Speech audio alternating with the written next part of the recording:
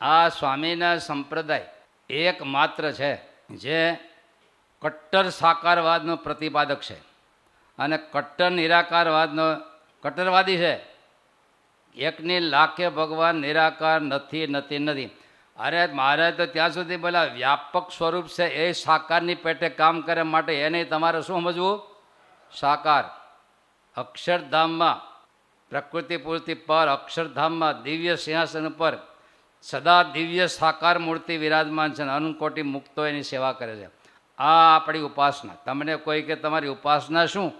તો કે પ્રકૃતિ પુરુષ થકી પર દિવ્ય અક્ષરધામ છે, સ્થાન વિશેષ અક્ષરધામ છે અને ત્યાં દિવ્ય સિંહાસન ઉપર દિવ્ય મૂર્તિ સર્વના કારણના કારણ એવા પુરુષોત્તમ નારાયણ સદાય સાકાર મૂર્તિ વિરાજમાન છે અને અનંત મુક્તો એ પુરુષોત્તમની સેવા કરે છે.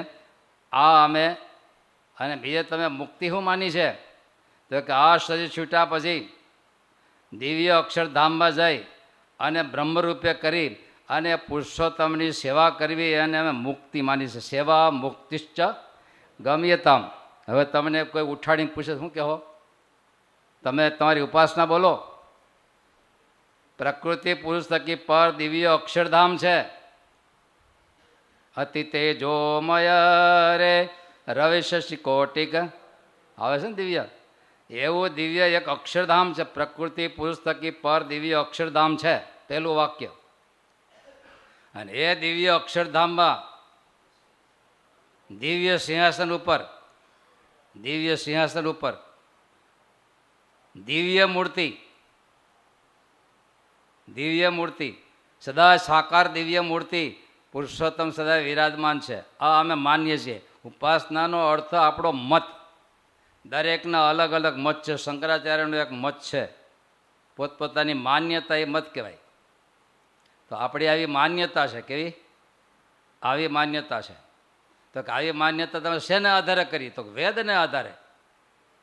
વેદમાં લખ્યું છે, આ વેદોએ ભગવાનની સ્તુતિ કરી કે કંઈક કરો તો તમારા ગુણ ગાઈને અમે મોજ કરી કે કેમ.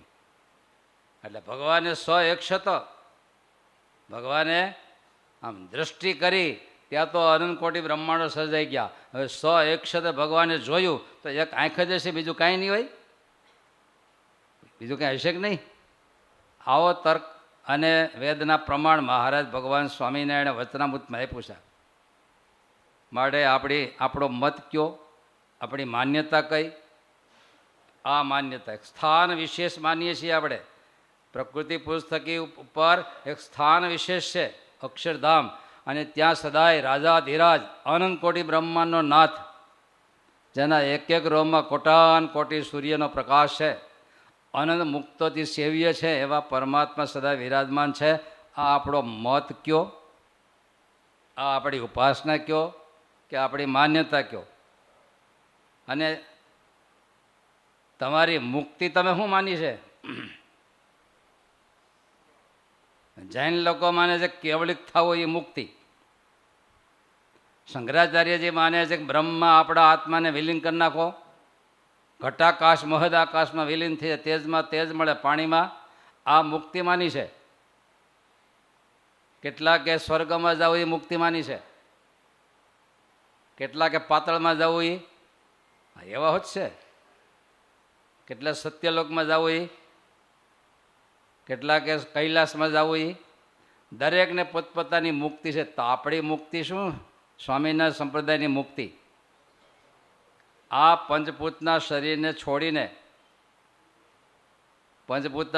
છોડીને બ્રહ્મમય દેહ ધારણ કરીને પ્રકૃતિ પુરુષથી પર દિવ્ય અક્ષરધામમાં પુરુષોત્તમની સેવામાં જોડાવું એને મુક્તિ માની. તત્ર બ્રહ્માત્મના કૃષ્ણ સેવા મુક્તિશ્ચ ગમ્યતામ. તત્ર બ્રહ્માત્મના એટલે બ્રહ્મરૂપે કરીને ભગવાનની સેવા કરવી એને મુક્તિ માની છે. બોલો તમારે કઈ મુક્તિ માનીશ તમે?